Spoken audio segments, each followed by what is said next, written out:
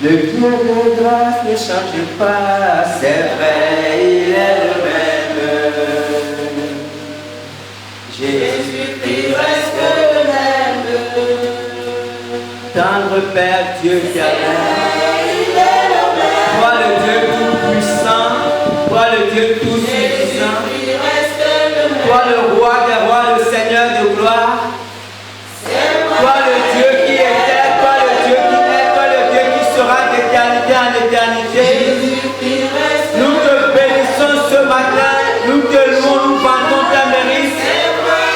Nous levons le main vers toi, tendre Père. Nous levons le main vers toi, Dieu du ciel et de la terre. Nous te présentons ce moment. Prends le plein contrôle, cher Saint-Esprit de Dieu. Parle à un cœur ce matin. Attire quelqu'un à toi ce matin. Délivre quelqu'un ce matin. Que les écailles tombent, Seigneur, des yeux de quelqu'un ce matin. Esprit des quatre vents, nous te supplions. Dieu de grâce, notre Père, nous te supplions. Manifeste-toi, Seigneur éternel. À toi la gloire et l'honneur.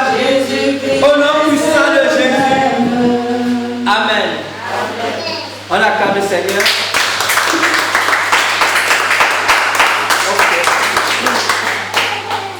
Ok, nous continuons toujours avec le mois du salut des âmes. C'est le terme de notre mois. Et le verset du mois, Proverbe 11, verset 30, on va partir B. Le sage, celui qui est sage, s'empare des âmes. Le thème de ce matin, c'est se priver de la grâce de Dieu. Se priver de la grâce de Dieu. Nous lisons Hébreux 12, verset 12 à 17. Je lis la parole de Dieu. Fortifiez donc vos mains languissantes et vos genoux affaiblis, et suivez avec vos pieds des voies droites, afin que ce qui est boiteux ne dévie pas, mais plutôt se raffermisse. Recherchez la paix avec tous et la sanctification sans laquelle personne ne verra le Seigneur. Veillez à ce que nul ne se prive de la grâce de Dieu, à ce qu'aucune racine d'amertume poussant des rejetons ne produise du trouble et que plusieurs n'en soient infectés. À ce qu'il n'y ait ni impudique ni profane comme Ésaü, qui pour un mets vendit son droit d'aînesse. Vous savez que plus tard, voulant obtenir la bénédiction, il fut rejeté, quoiqu'il la sollicitait avec l'art, car son repentir ne put avoir aucun effet. Amen. Nous avons vu que pour que quelqu'un soit sauvé, comme Jésus l'a dit lui-même, nul ne peut venir à lui si le Père qui l'envoie n'attire cette personne. Et nous avons compris qu'il est important que nous prions pour les gens, pour que le Seigneur les attire, pour que ces gens-là soient sauvés. Et nous avons compris aussi qu'il y a une grande différence entre quelqu'un qui fréquente une église et quelqu'un qui est réellement sauvé. Nous allons voir ce que c'est que se priver de la grâce de Dieu. Grand 1, qu'est-ce que la grâce de Dieu d'abord? C'est quoi la grâce de Dieu? Dans Tite 2, versets 11 à 13, Tite 2, versets 11 à 13,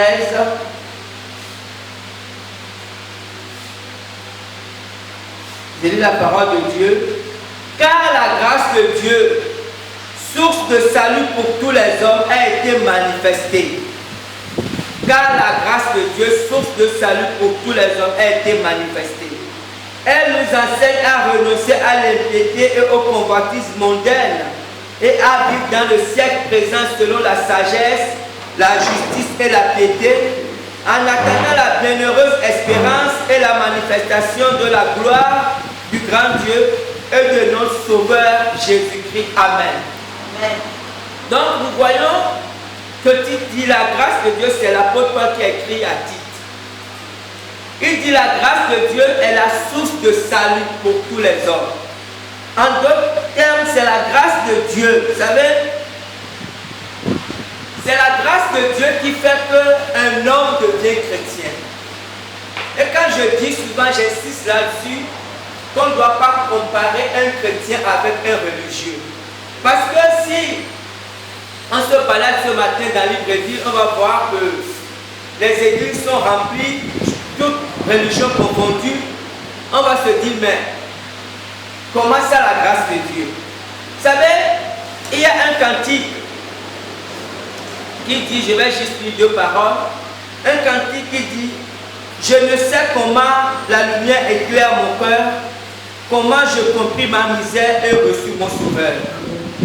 Le cantique, c'est, mais je sais quand j'ai la vie, et c'est un cantique qu'on chantait, et que moi je chante encore des fois, mais dans ce cantique, celui qui a écrit ce cantique, c'est quelqu'un qui s'est réellement converti. Et quand cette personne s'est convertie, il dit, il ne comprend pas. Il sait qu'il s'est converti. Il sait qu'il est devenu chrétien, mais il ne comprend pas, il ne sait pas ce qui s'est passé. Il ne comprend pas comment la lumière a éclairé son cœur, comment la lumière, en fait, comment il a compris Dieu. Comment il a compris sa misère, parce qu'en fait, tout part de là.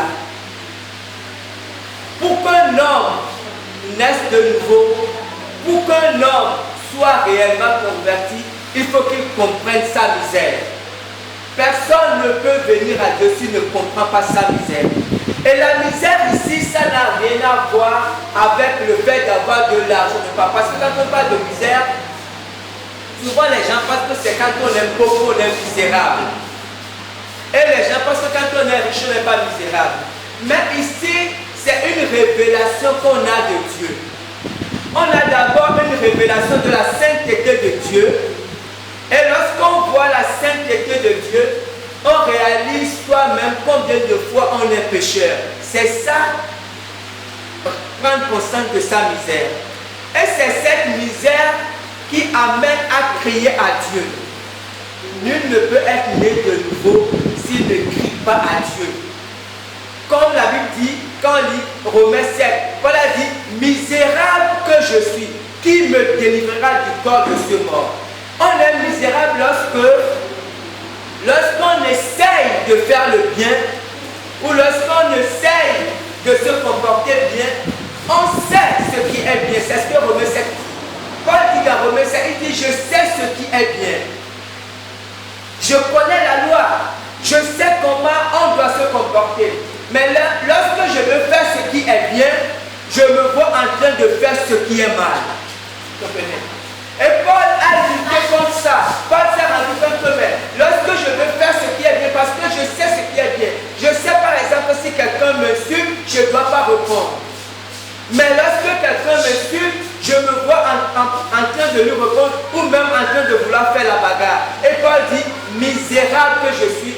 Parce que Paul dit, mais si je sais ce qui est bien et que je veux faire ce qui est bien, mais que je me vois en train de faire ce qui est mal, ça veut dire que ce n'est plus moi qui fais ce qui est mal, alors c'est le péché qui est en moi qui fait ce qui est mal.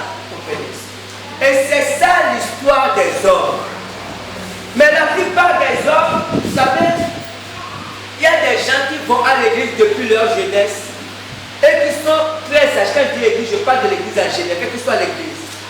Et qui sont âgés et qui continuent à aller à l'église et qui font la pénitence et qui font beaucoup de choses, mais qui n'ont pas pris conscience de ça. En fait, ils ne prennent pas conscience de leur misère. C'est pour ça que Paul dit à qui que c'est une grâce de Dieu. Si Dieu te permet de réaliser que tu es misérable en tant que pécheur et que tu as besoin de lui pour sortir de là, alors tu as la grâce de Dieu. En fait, la grâce de Dieu veut être attirée par Dieu pour Jésus-Christ. C'est pour ça que Jésus a dit que personne ne peut venir à lui si le Père qui l'envoie ne l'attire. Donc ceux qui sont attirés par Dieu, ceux à qui Dieu fait grâce de comprendre, lorsque Dieu ouvre les yeux à quelqu'un, il comprend sa misère. Vous savez, il y a des gens dans leur vie, honnêtement, quand on voit leur vie extérieurement, on n'a presque rien à leur reprocher. On peut dire que ce sont des gens qui sont très gentils, qui se comportent comportent bien, qui sont honnêtement, on a presque compris que ce sont des gens parfaits. Mais ces mêmes personnes, lorsque Dieu voit ces gens, Dieu les voit d'une autre manière. Dieu voit que ce sont des gens misérables parce que même s'ils se comportent bien, Dieu peut voir que ce sont des gens qui sont remplis d'orgueil, qui sont remplis de suffisance, ou qui font du bien, ou qui se comparent aux autres, ils se disent qu'ils sont meilleurs. Donc Dieu, quand Dieu voit le cœur de l'homme, le cœur de tout homme, quel que soit le comportement qu'il peut afficher, Dieu voit l'égoïsme, Dieu voit l'égocentrisme, et Dieu voit ces choses, et Dieu sait que c'est un homme misérable. C'est pour ça que lorsque la lumière de Dieu vient éclairer notre cœur, c'est un miracle. On se rend compte de comment on est. Comprenez? Et c'est ce que Pierre a fait. Et quand il s'est rentré, il a dit à Jésus, retire-toi de moi, car je suis un pécheur. On se rend compte de notre misère. Et quand cela arrive, on crie à Dieu. Et quand on crie à Dieu, Dieu nous fait grâce parce que Dieu répond toujours lorsqu'on crie à lui. Et c'est comme ça qu'on devient chrétien, réellement chrétien. C'est pour ça que Paul dit à Tite que c'est la grâce de Dieu. C'est cette grâce, cette compréhension de la grâce de Dieu qui fait que l'on devient chrétien. Amen. Maintenant, si la grâce de Dieu c'est ça, c'est quoi alors se priver de la grâce de Dieu? Parce que ici, dans nos textes d'hébreu, Paul ne parle pas aux païens. Paul s'adresse aux chrétiens. Paul s'adresse à ceux qui ont déjà connu la grâce de Dieu, à ceux qui sont déjà sauvés, à ceux qui ont déjà été attirés par Dieu. Et Paul les avertit de ne pas passer à côté de cette grâce. Vous savez, Dieu, lorsque il y a des causes qui font qu'on passe à côté de la grâce de Dieu. Il y a des choses qui font que, même étant devenu réellement chrétien, on passe à côté de la grâce de Dieu. Mais nous allons d'abord voir les conséquences. Lorsqu'on se prive de la grâce de Dieu, qu'est-ce qui se passe d'abord? La première chose, lisons 2 Corinthiens 5,15. 2 Corinthiens 5,15.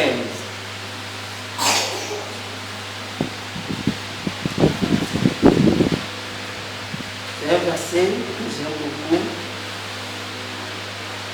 2 Corinthiens, là, je suis à 1 Corinthiens, 2 Corinthiens 5,15. Ok, je lis la parole de Dieu. 2 Corinthiens 5 dit, et qu'il est mort pour tous, afin que ceux qui vivent ne vivent plus pour eux-mêmes, mais pour celui qui est mort et ressuscité pour eux. En fait, Paul dit, Jésus est mort pour nous tous chrétiens. Pourquoi? Afin que nous chrétiens qui vivons, ne vivons plus pour nous-mêmes, mais pour Jésus qui est mort pour nous. Mais lorsque quelqu'un se prive de la grâce de Dieu, la première chose qui lui arrive, c'est qu'il vit ou il veut vivre pour lui-même. Vous savez, lorsqu'on parle de vivre pour Dieu, beaucoup pensent déjà que c'est ringard. Ce n'est pas intéressant de vivre pour Dieu. Parce que les gens pensent que ça revient à renoncer à ses projets, ça revient à renoncer à ses rêves, que ce sera une vie d'ennui. Donc, beaucoup de chrétiens, à cause de tout ça, ne sont pas très chauds pour vivre pour Dieu.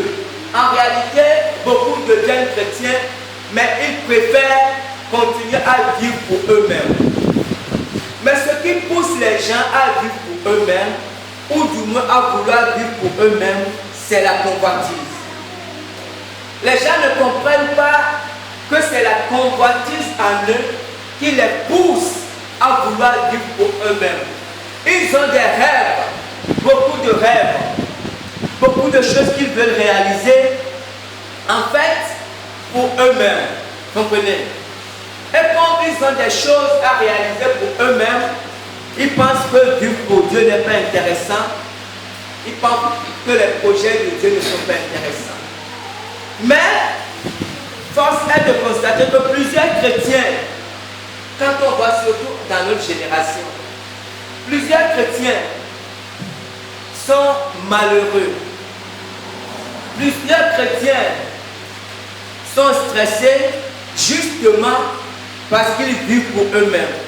Beaucoup sont découragés parce que, en fait, ils mènent une vie, leur vie est opposée au plan de Dieu dans leur vie. Et les choses ne marchent pas comme ils voudraient. En fait, ils luttent sans s'en rendre compte, ils luttent contre le plan de Dieu dans leur vie. Lisons Luc 13, versets 6 à 7. Luc 13, verset 6 à 7, j'ai lu la parole de Dieu. Il dit aussi cette parabole. Un homme avait un figuier planté dans sa vigne. Il vint puis rechercher du fruit et il n'en trouve point. Alors il dit au vigneron, voilà 3 ans que je viens chercher du fruit à ce figuier et je n'en trouve point. Coupe-le. Pourquoi occupe-t-il la place inutilement? Vous savez, c'est ce qui arrive dans la vie d'un chrétien qui choisit de vivre pour lui-même. Parce que, en fait, lorsqu'on devient un chrétien, Dieu a son projet. Vous comprenez? C'est comme quelqu'un qui achète quelque chose, qui devient propriétaire, ou d'un terrain, ou même de, je ne sais pas moi, ou d'une voiture, ou même, disons même d'un seul vêtement. Quelqu'un qui achète son vêtement, que ce soit un pantalon, une chemise, une robe, il en devient propriétaire et il est libre d'en disposer comme il veut. Comprenez? C'est la même chose lorsqu'on devient chrétien. Moi, je ne comprends pas. Parce que lorsqu'on devient chrétien, on est racheté par Dieu pour les projets de Dieu. C'est la première chose. Maintenant, comme Dieu est un bon Dieu, Jésus a dit est un bon Père, il prend ce de nous bénir, il fait beaucoup de choses. Mais la première chose, c'est que lorsqu'on devient chrétien, c'est d'abord pour les projets de Dieu. Et souvent, on ne comprend pas ça. Et on mène nos projets, on a nos projets. Ce qui fait que nos projets, des fois, sont parallèles au projet de Dieu, ou nos projets, des fois, sont même contradictoires au projet de Dieu. Et ce qui fait que nous sommes des chrétiens qui ne portons pas du fruit. En fait, nous sommes des chrétiens inutiles à Dieu. Quand je dis inutiles, ne pensons pas que le fait de venir à l'église, de chanter des cantiques, de prier, de jeûner, font de nous forcément des chrétiens utiles à Dieu. Non. Comprenez bien. Jésus a dit qu'il y a un serviteur inutile. Il a dit le serviteur inutile, c'est le serviteur qui, après avoir fait exactement tout ce que son maître lui a dit de faire, lorsqu'il remplit exactement toute la mission de son maître, il dit je suis le serviteur inutile parce que j'ai fait ce que mon maître m'a dit. En d'autres termes, pour être utile à son maître, il faut d'abord écouter ce que le maître veut. C'est le maître qui doit te dire ce qu'il veut. Comprenez? Ça commence par là. Qu'est-ce que Dieu veut? Qu'est-ce que Jésus veut? Parce que nous décidons de faire ce que nous voulons et puis nous faisons beaucoup de choses. Des fois nous faisons beaucoup de choses. Des choses que Dieu n'a pas demandé de faire. Et nous passons à côté de ce que Dieu veut que nous fassions. C'est pour ça que nous sommes souvent des chrétiens tristes. Si en tant que chrétiens, nous ne sommes pas heureux, vous savez, ce n'est pas à cause même des situations de nos vies. J'ai dit ici plusieurs fois que les choses du monde ne peuvent jamais rendre un chrétien heureux. Parce que le bonheur du chrétien est spirituel. Parce que ce qui se passe, même si nous avons certaines choses du monde, nous pouvons avoir une joie temporaire, mais nous n'aurons pas le bonheur. Parce que ce qui vient de Dieu, c'est profond, c'est un bonheur profond, comprenez, qui ne dépend pas des circonstances. Nous devons comprendre ça, c'est très important. C'est pour ça que l'apôtre Paul a dit dans Thessaloniciens, soyez toujours joyeux. Mais quand il le disait, Paul était en prison. Il dit soyez toujours joyeux parce qu'il sait que la joie du chrétien ne dépend pas des circonstances de sa vie. Si notre bonheur dépend des circonstances de notre vie, alors nous ne sommes pas encore réellement chrétiens. Nous devons le comprendre. Parce que notre bonheur vient d'une haute source. Notre joie vient d'une haute source. Et c'est en cela, c'est pour ça que Paul dit que ne vous privez pas de la grâce de Dieu. Lorsque lisons un autre texte, 1 Corinthiens 3, versets 5 à 15.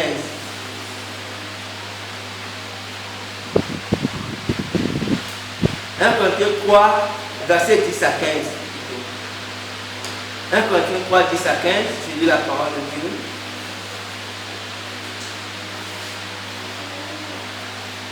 Selon la grâce de Dieu qui m'a été donnée, j'ai posé le fondement comme un sage architecte et un autre bâtit dessus. Mais que chacun prenne garde à la manière dont il bâtit dessus. Car personne ne peut poser un autre fondement que celui qui a été posé, savoir Jésus-Christ. Or, si quelqu'un bâtit sur ce fondement avec de l'or, de l'argent, des pierres précieuses, du bois, du foin, du chaume, l'œuvre de chacun sera manifestée, car le jour la fera connaître. Parce qu'elle se révélera dans le feu. Et le feu éprouvera ce qu'est l'œuvre de chacun. Si l'œuvre bâtie par quelqu'un sur le fondement subsiste, il recevra une récompense. Si l'œuvre de quelqu'un est consumée, il perdra sa récompense. Pour lui, il sera sauvé, mais comme au travers du feu. Ici, Paul dit que lorsqu'on devient chrétien, en fait, on commence à bâtir quelque chose. Il y a déjà un fondement, c'est Jésus.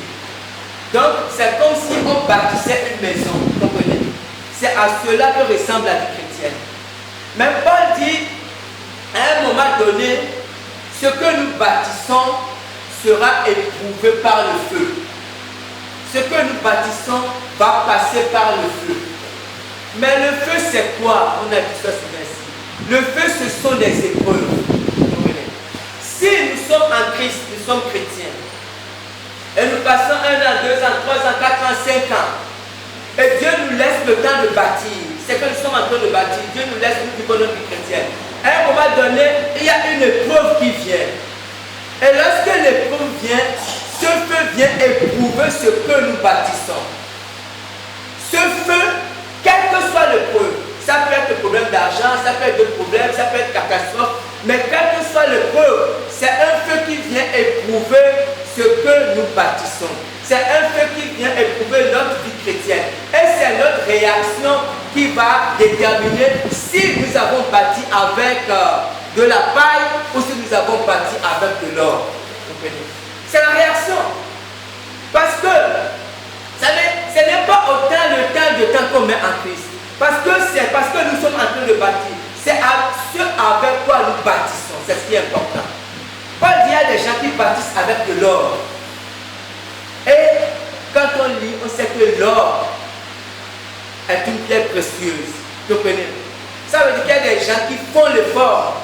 Ils posent des actes pour être parfaits, pour être en conformité avec Dieu. Il y a des gens qui battent avec autre chose, des pierres, beaucoup de choses. Mais Paul a dit que chacun bâtit avec un matériau. Mais à un moment donné, il y a le feu qui vient. Et le feu vient éprouver l'œuvre de chacun. Et ça, c'est dans la vie de chacun. Et quand l'épreuve vient comme le feu, nous réagissons différemment. Nous réagissons différemment parce que nous ne bâtissons pas avec les mêmes matériaux. Parce que c'est personnel, comprenez. Et Paul a dit que, et c'est ça qui va déterminer ce avec quoi nous bâtissons. Et si l'œuvre de quelqu'un est consumée, alors la personne, Paul a dit que cette personne peut être sauvée. Mais la personne va être sauvée comme au travers du feu. Ce que Paul dit ici, c'est que, en fait, il y a des chrétiens qui vont aller au ciel. Parce que lorsque nous irons au ciel, la Bible dit, c'est clair, il y aura des récompenses, il y aura des couronnes en fonction de l'œuvre de chacun. Parce qu'il y a deux niveaux. Le premier niveau, c'est de devenir chrétien. Et lorsqu'on devient chrétien, on va voir tout à l'heure les causes. Lorsqu'on devient réellement chrétien, on est vraiment né de nouveau et on vit dans la sanctification. La Bible dit qu'il faut la sanctification, on va aller au ciel. Le second niveau, c'est être un chrétien utile à Dieu. Et c'est à ce niveau qu'on parle de récompense. Et Paul dit qu'il y a des gens qui vont aller au ciel sans récompense. Ils vont se retrouver au ciel sans rien. Parce qu'ils n'auront pas bâti quelque chose. Ou parce que tout ce qu'ils auront bâti sera consumé au travers du feu. Okay. Donc ça, c'est la première conséquence lorsque on se prive de la grâce de Dieu. La deuxième conséquence qui est plus grave, Jésus en a parlé dans Matthieu 7, versets 22 à 23. Lisons Matthieu 7. Matthieu 7, versets 22 à 23.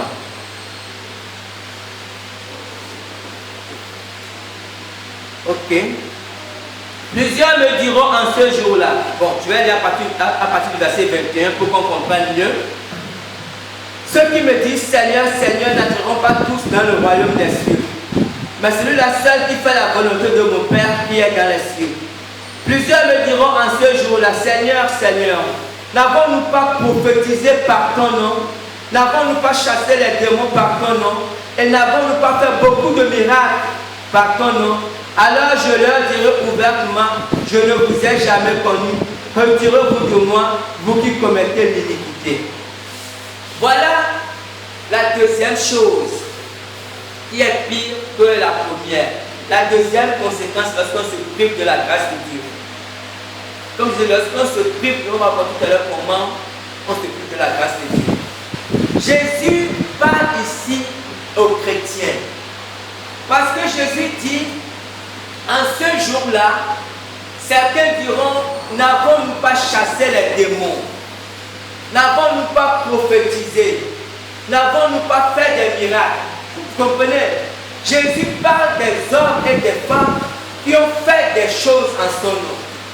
Des hommes et des femmes qui ont été investis par son autorité et qui ont accompli des choses en son nom. Mais Jésus a dit, en ce jour-là, il va leur dire, je ne vous ai jamais connu, vous qui commettez l'iniquité. Ça veut dire que c'était des gens qui étaient attirés par Dieu, qui ont accepté Jésus, qui sont restés dans la maison de Dieu, mais qui se sont privés de la grâce de Dieu. Comprenez? Qui se sont privés de la grâce de Dieu. Maintenant, comment se prive-t-on de la grâce de Dieu? Nous allons voir 3 cas. Comment Paul dit que personne ne se prive de la grâce de Dieu? C'est que personne ne joue avec la grâce de Dieu. Que personne ne néglige le salut. Parce que la grâce, comme je disais, que la grâce de Dieu, c'est un grand trésor. Vous savez, je suis souvent attristé lorsque je vois des chrétiens, je parle de chrétiens nés de nouveau. Lorsque je vois des chrétiens malheureux.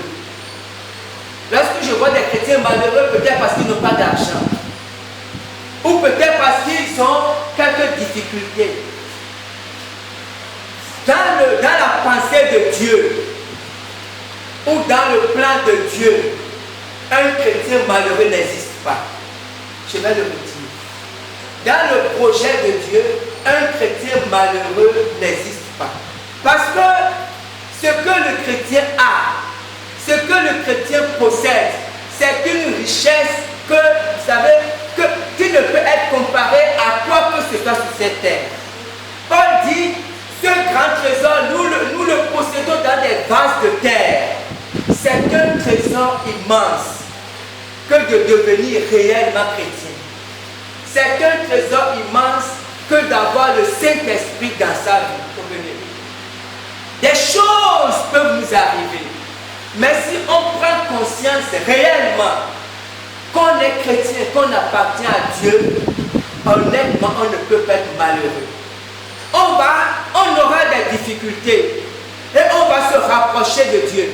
On va implorer la grâce de Dieu pour que Dieu agisse, mais on ne peut pas être malheureux. C'est ce que la Bible, c'est pour ça que Paul dit, soyez toujours joyeux. Il a dit que votre bonheur soit connu de tous les hommes. Il dit que votre bonheur. Mais les chrétiens, vous savez, en ce moment-là, on va voir tout à l'heure. En ce moment, ceux à qui Paul parlait, c'était l'époque de la grande persécution. Paul même qui écrivait ces paroles était en prison.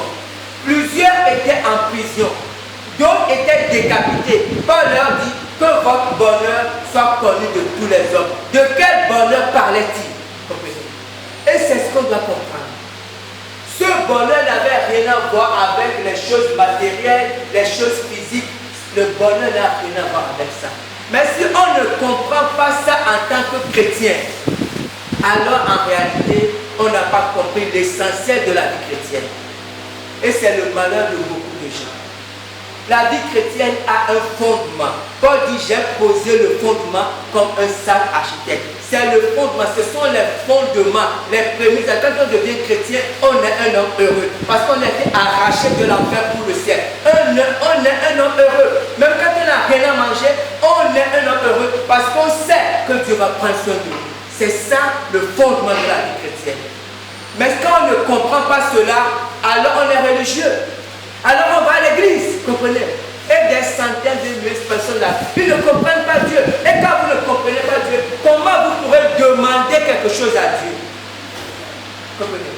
Parce que quand vous avez une situation, vous êtes déjà malheureux. Vous êtes déjà découragé. Comment pourrez-vous vous approcher de Dieu? Comment pourrez-vous revendiquer le fait que vous êtes enfant de Dieu? Et beaucoup sont dans cette situation. Parce qu'ils ne comprennent pas la grâce de Dieu. Quand on dit la grâce de Dieu, ils ne comprennent pas la grâce de Dieu. Amen. Amen. Comment se priver de la grâce de Dieu, grand 3? Les causes, les choses qui nous privent de la grâce de Dieu. Lisons 2 Timothée 4.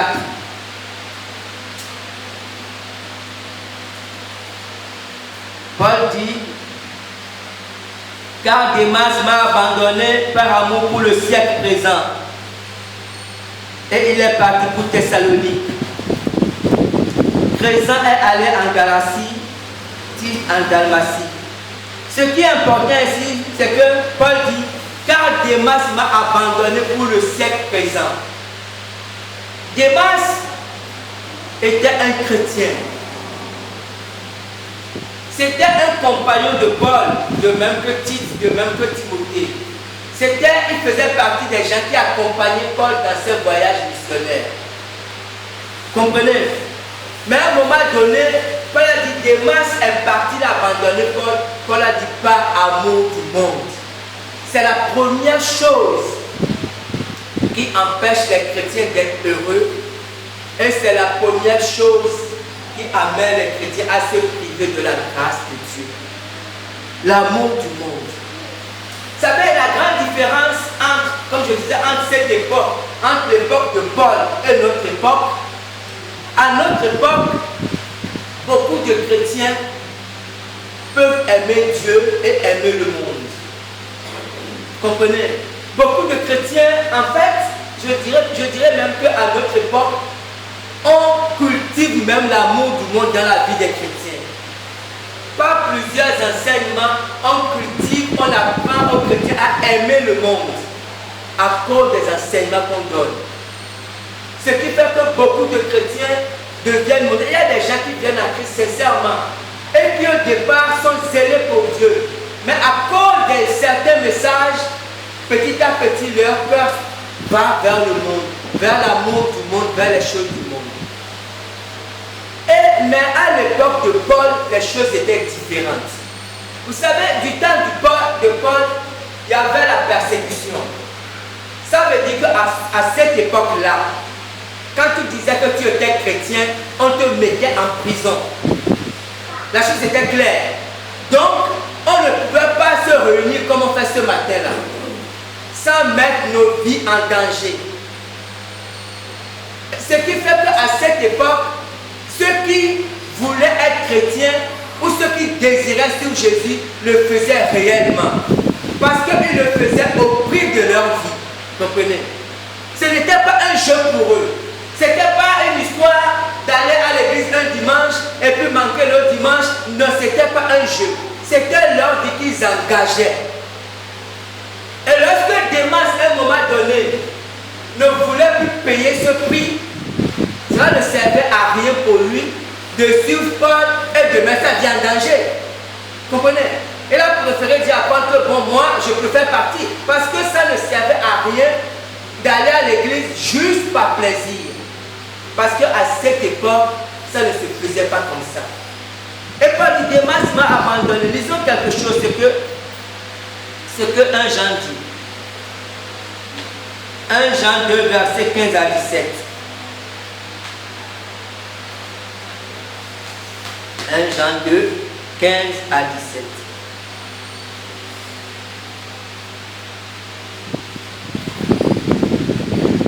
Jean 2, 15 à 17 dit: n'aimez point le monde, ni les choses qui sont dans le monde.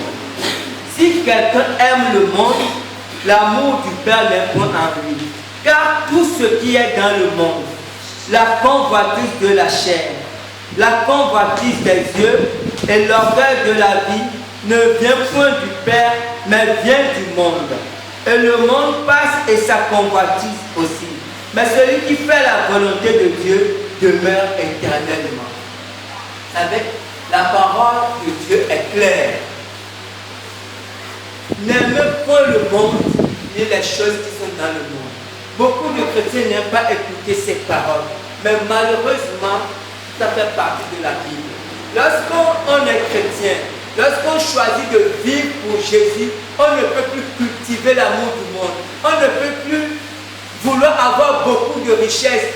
Parce que en fait, ce qui se passe, sans s'en rendre compte ou sans en être conscient, l'amour du monde, lutte contre l'amour de Dieu. En fait, on ne peut pas parfaitement aimer Dieu et parfaitement aimer le monde. Ce n'est pas possible. Comprenez?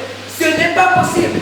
C'est pour ça que quand vous lisez Apocalypse, Jésus a dit, tu es tiède.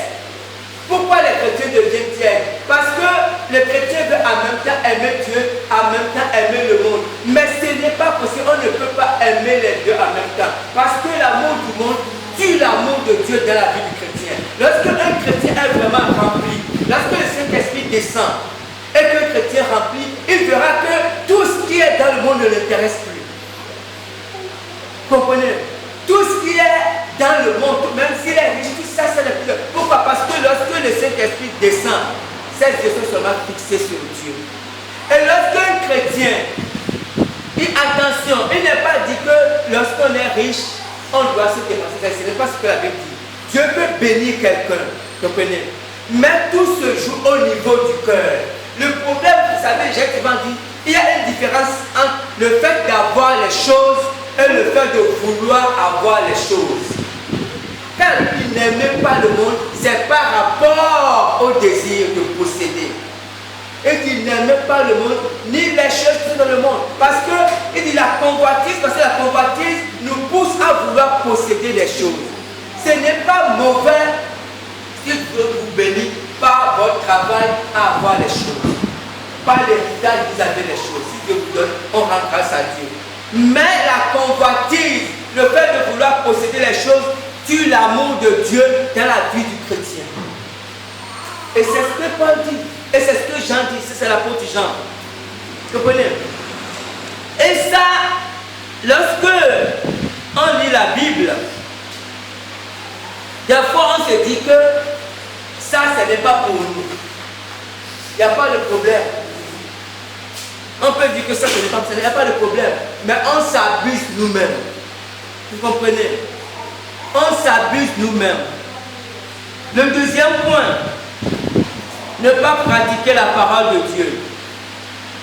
On va relire Matthieu 7, qu'on a lu tout à l'heure. Matthieu 7, versets 21 à 28. Et on va voir exactement ce qui est arrivé. Matthieu 7. On a déjà lu ça tout à l'heure, on va relire. Matthieu 7, on va lire le 21, verset 21 à 28. Matthieu 7, verset 21 à 28. Je lis la parole de Dieu.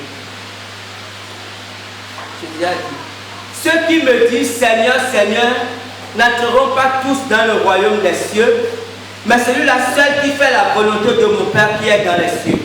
Plusieurs me diront en ce jour-là, Seigneur, Seigneur, n'avons-nous pas prophétisé en ton nom? N'avons-nous pas chassé les démons par ton nom? Et n'avons-nous pas fait beaucoup de miracles par ton nom? Alors je leur dirai ouvertement, je ne vous ai jamais connu, retirez-vous de moi, vous qui commettez l'iniquité. C'est pourquoi quiconque entend ces paroles que je dis et les met en pratique sera semblable à un homme prudent qui a bâti sa maison sur le roc. La pluie est tombée, les torrents sont venus, les vents ont soufflé et se sont jetés contre cette maison. Elle n'est point tombée parce qu'elle était fondée sur le roc. Mais quiconque entend ces paroles que je dis et ne les met pas en pratique sera semblable à un homme insensé qui a bâti sa maison sur le sable. La pluie est tombée, les torrents sont venus, les vents ont soufflé et ont bâti cette maison. Elle est tombée et sa ruine a été grande. Amen. Vous savez, et je pense que c'est là tout le problème.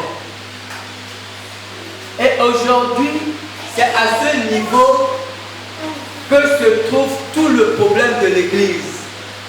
Quand je dis l'Église, je parle de l'Église en général. Parce que on a refait notre évangile. On a pris la Bible. Et lorsqu'on lit la Bible, s'il y a des paroles qui nous semblent difficiles, ou que nous n'aimons pas, ou que nous voyons compliquées, nous les mettons de côté. Comprenez? Dieu dit par exemple de pardonner à ses ennemis. Dieu dit même de prier pour ses ennemis. C'est la parole de Dieu. Cette parole est difficile, mais c'est la parole de Dieu. Nous pouvons considérer que cette parole est difficile pour nous et nous la mettons de côté et nous faisons les choses qui nous semblent abordables. Il n'y a pas de problème. Mais ce que nous disons que cette parole, pardonner à ses ennemis, fait partie de la parole de Dieu. Et vous savez, il y a la vie de plusieurs chrétiens qui sont bloqués. Vous savez, parce qu'aujourd'hui, souvent nous ramenons tout, presque tout, à l'argent, aux bénédictions terrestres. Non, non, non. Nous n'avons rien compris. Les vraies bénédictions sont les bénédictions spirituelles. C'est d'abord les vraies bénédictions. Parce que les bénédictions financières, matérielles, terrestres, même ceux qui, vous savez, même les sorciers sont bénis sur la terre. Même les rosicruciens, ils sont bénis sur la terre. Ils sont même bénis plus que nous, je peux le dire. Si c'est dans les choses matérielles, ils annoncent que notre bénédiction, ce n'est pas d'abord ça la bénédiction du chrétien. La bénédiction du chrétien, c'est quoi? C'est la joie, c'est l'amour, c'est la paix, c'est les fruits de l'esprit. C'est le comportement, la tempérance, c'est ça la bénédiction du chrétien.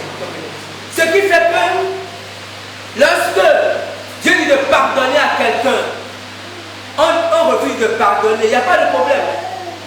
Nous pouvons avoir des comportements dans nos vies où nous pouvons être liés quelque part et ces liens vont demeurer. Vous comprenez? Parce que nous pouvons demander certains, Seigneur, je n'arrive pas à faire ça, Seigneur, je n'arrive pas à pardonner, ou je n'arrive pas à faire ceci. Et parce que nous ne faisons pas d'efforts pour accomplir la volonté de Dieu. Et les liens sont là, les liens demeurent. Parce que ce qui nous libère, c'est le fait de pratiquer la parole de Dieu. Lorsqu'on pratique la parole de Dieu, Jacques a dit, ne vous contentez pas d'écouter la parole de Dieu. Ça ne sert à rien d'écouter la parole de Dieu si ce n'est pas pour la pratiquer. Quand on écoute une parole de Dieu, des fois une parole, c'est une parole difficile qui percute notre cœur. C'est une parole où Dieu nous rappelle quelqu'un qui nous fait du mal. Et quand Dieu nous rappelle ça, ça nous fait mal. C'est une parole difficile. C'est lorsqu'on part, on décide de pratiquer cette parole. Écoutez bien. Il y a une différence entre vouloir et pouvoir. Nous ne pouvons rien faire sans Dieu. C'est impossible. Jésus a dit dans Jean 15, car sans moi, vous ne pouvez rien faire. Mais ce que Dieu veut, c'est que nous ayons la volonté de faire la chose. C'est lorsqu'on décide de faire la chose que Dieu nous donne la capacité. Et il y a des choses, plusieurs choses, où où nous sommes liés parce que nous ne désirons même pas, en fait nous ne saignons même pas. Et quand nous sommes dans cette attitude, en réalité, nous n'accomplissons pas la volonté de Dieu. Jésus a dit, nous sommes en train de bâtir sur du sable. Et des centaines de milliers de chrétiens, peut-être pas des millions de chrétiens sont dans cette attitude. Ils vont à l'église, ils sont contents, chantent des cantiques. Dieu, la parole a été bonne aujourd'hui, mais ils passent leur vie à bâtir sur du sable. Parce que Jésus a dit, le vent va venir. Parce que quand le vent vient, ce qui prouve que ta maison est solide, c'est lorsque quelqu'un te fait du mal. C'est un choc violent. Et quand la personne te fait du mal, tu pries pour cette personne. Voilà une maison qui est solide. Comprenez? Mais si quelqu'un te fait du mal et que tu réagis, alors ça veut dire que toute ta maison, tout ton édifice, même si c'est 80 étages, tout s'écroule. Ça veut dire qu'en fait, ta vie chrétienne, tu ne fais que bâtir sur du sable. La vie chrétienne, ce n'est pas une théorie. C'est des choses qu'on vit dans notre vie. Parce que le vent va forcément venir. C'est Jésus qui l'a promis. Jésus a dit, le vent est venu. Le vent va forcément venir. La pluie viendra forcément. C'est pour voir si ton édifice, c'est pour voir si la maison que tu bâtis est solide. Mais tu vas te rendre compte que ta maison est sur du sable. Jésus a dit, et la pluie sera grande. Mais lorsque on ne comprend pas, on continue comme ça, sa vie chrétienne, Jésus a dit, en ce jour-là, le jour du jugement, il va dire à cette personne, je ne vous ai jamais connu. Ce sont des gens qui, vous comprenez? Et ce qui est étrange, Jésus a dit, ce sont des gens qui font des miracles. Vous comprenez? Les gens sont contents lorsqu'il y a des... Il faut... Écoutez, nous devons comprendre qu'il y a une grande différence entre les dons et les fruits. Lisez 1 Corinthiens 13. Il y a les dons que Dieu donne, qui permettent de faire des miracles, qui peuvent même ressusciter des morts. Et il y a les fruits, et que la Bible dit que la charité ne meurt pas. C'est un fruit, c'est l'amour. C'est cet amour agapé qui pardonne au prochain, qui pardonne à celui qui te fait du mal, qui prie pour celui qui te persécute. Ça, c'est un fruit. Et ça, le fruit n'est pas un don. Le fruit ne vient pas comme ça. Tu peux prier, puis Dieu te comble de dons, Dieu te donne le pouvoir de chasser les démons, de ressusciter même des morts. Mais pour que tu aies l'amour agapé, tu dois passer par des épreuves. Ça, ce n'est pas un don. C'est ce qu'on appelle le caractère chrétien. Ça ne vient pas comme ça. Et tu peux faire 20 ans en vie chrétienne. Si tu ne laisses pas Dieu te travailler, tu n'auras jamais ces fruits. C'est vrai que Jésus a dit que le jour-là, beaucoup diront, n'avons-nous pas? Jésus a dit, je ne vous ai jamais connu. Ce n'est pas parce que vous avez chassé les démons. Parce qu'en vous, il n'y a jamais eu de fruits. Vous n'avez jamais développé de fruits. Je ne vous ai jamais connu, vous qui commettez l'iniquité. On va terminer à cause du temps. On va descendre un peu, on va voir la troisième chose. On va prendre l'exemple de Judas Iscariote. Judas Iscariote, vous savez, souvent lorsqu'on parle de Judas Iscariote, plusieurs personnes pensent que Dieu avait destiné Judas pour trahir Jésus. Dieu n'est pas injuste. Et lorsque vous lisez les prophéties sur Judas Iscariote, vous allez lire Psaume 41, verset 10, ou Zacharie 11, verset 12 à 13. Les prophètes ont parlé de ce que Judas Iscariote devait faire. Vous savez, un prophète, une prophétie, ce n'est pas la volonté de Dieu. Écoutez bien. Parce que souvent, même nous les chrétiens, des fois, on peut recevoir une parole, on reçoit une prophétie, on pense que c'est ce que Dieu veut. Non, non, non. La prophétie, c'est révéler ce qui va arriver. C'est ça la prophétie. C'est comme tout à l'heure, on a lu Matthieu 7. Et Jésus a dit qu'à la fin des temps, beaucoup de chrétiens, il va dire à beaucoup de chrétiens, retirez-vous de moi, vous qui commettez l'iniquité. Jésus ne désire pas que ces personnes aillent en enfer. C'est pour ça qu'à la fin, il a dit, c'est pour ça que celui qui va écouter ma parole et qui va la pratiquer. Jésus a prophétisé et Jésus a continué par un conseil. Si vous ne voulez pas être rejeté, alors pratiquez la parole. Comprenez bien. Donc la prophétie, ce n'est pas ce que Dieu désire. arriver. Et le prophète le dit, tout simplement. Et quand vous voyez Judas Iscariote, il fait partie des disciples que Jésus a choisis. Et quand on lit Luc, verset 6, Luc chapitre 6, verset 12 à 16, que je ne vais pas lire, je vais en parler seulement. La Bible dit, Jésus, avant de choisir ses disciples, les 12, Jésus a prié toute la nuit. Pourquoi Jésus a prié? C'est ce que j'enseigne depuis 3 semaines maintenant.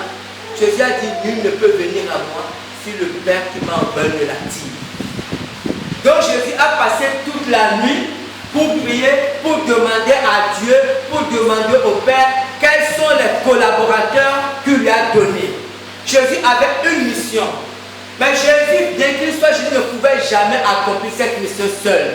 Jésus avait besoin de collaborateurs. Certains étaient directs, on verra. Jean, d'abord, l'apôtre Jean, la Bible dit c'est le disciple que Jésus aimait. Après Jean, il y a les 3, Pierre, Jean et Jacques. Ils étaient deuxième niveau d'intimité. Après, il y a les 12, troisième niveau d'intimité. Après, il y a les 70 que Jésus a envoyés. Quatrième niveau, après on verra que jour de Pentecôte, il y avait 120. Donc, Jésus avait une relation d'intimité à plusieurs niveaux avec ses disciples. Mais avant ça, Jésus avait d'abord de choisir des gens que Dieu lui a donnés. Et Jésus en avait choisi 12, dont Judas Iscariote. C'est Dieu qui le lui a donné, comprenez? Et vous savez, Jésus, quand vous lisez bien la Bible, vous verrez que Jésus n'avait pas besoin que Judas le trahisse. Parce qu'en réalité, à plusieurs reprises, les gens ont voulu attraper Jésus, mais la Bible dit que mais son heure n'était pas encore arrivée. Et lorsque l'heure de Jésus est arrivée, Jésus même a dit, il disait à Pierre que bientôt, parce que l'heure est arrivée, Jésus n'avait pas besoin de quelqu'un pour le dénoncer. Parce que c'était l'heure des ténèbres, Jésus devait se livrer lui-même aux pharisiens. Donc en réalité, ce que Judas a fait, c'était inutile. Mais le problème de Judas, c'est parce que Judas aimait l'argent. Et la Bible en a parlé. La Bible dit que parce que Judas était un voleur. Judas, quand Jésus l'a attiré, il avait ce problème d'amour d'argent. Comprenez? Et Judas a encadré, et Jésus a encadré Judas de la même façon qu'il a encadré tous les autres disciples. Mais Judas avait toujours ce problème. Pour faciliter la vie à Judas, Jésus lui a même donné la bourse. Ça veut dire que c'est Judas qui avait la caisse. Vous comprenez? Jésus savait qu'il était un voleur, il lui a donné la caisse. Et c'était pour apprendre à Judas à se détacher, mais Judas prenait ce qu'il avait de la caisse, mais Judas continue à aimer l'argent. Et à la fin, qu'est-ce qui est arrivé? C'est son amour pour l'argent qui a fini par le perdre. Vous savez, la Bible dit, Paul dit, car l'amour de l'argent est inimitié contre Dieu. Et quand on enseigne ça dans les églises, les gens pensent que c'est une aberration. L'amour de l'argent agit comme l'amour du monde. L'argent n'est pas mauvais, l'argent est une bénédiction. L'argent permet de faire beaucoup de choses. Mais l'amour de l'argent, la Bible dit, c'est la racine de tout le monde. C'est pour ça que les gens se tuent, les gens à cause de l'amour de l'argent. Et lorsqu'on devient chrétien, on va prier Dieu pour ses besoins. Mais si on découvre qu'on a l'amour de l'argent, là on doit savoir que l'on est en danger. Parce que l'amour de l'argent cause de graves dégâts, à commencer par notre propre vie. Et c'est ça qui a détruit Judas. Et c'est l'amour de l'argent qui amène beaucoup de chrétiens à se priver de la grâce de Dieu, à se éloigner, parce que l'amour de l'argent tue l'amour de Dieu dans le cœur des gens. Les gens continuent à aller à l'église. Écoutez, quand je dis tue l'amour de Dieu, ça ne veut pas dire que les gens n'aiment plus Dieu. Comprenez bien. Les gens aiment toujours Dieu. Mais si on ouvrait leur cœur, on verra peut-être que l'amour de Dieu occupe 20% de leur cœur et que l'amour de l'argent occupe peut-être 50% de place et que l'amour de la femme ou du mari occupe 20%. C'est que le cœur de l'homme est difficile. Or, ce qui doit prendre plus de place dans le cœur d'un chrétien, c'est l'amour de Dieu. Si l'amour de l'argent, parce que l'argent c'est pouvoir, l'argent annihile l'amour de Dieu, l'argent détruit l'amour de Dieu dans le cœur du chrétien. Donc, ce sont des choses qui font que les chrétiens sont toujours chrétiens, mais ce sont des chrétiens tièdes, ce sont des chrétiens qui ne sont pas très utiles à Dieu, ce sont des chrétiens qui se privent de la grâce de Dieu.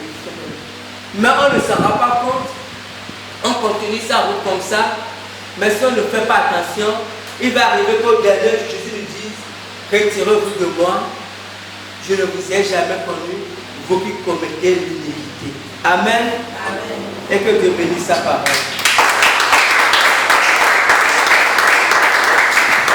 Et nous allons prier un moment.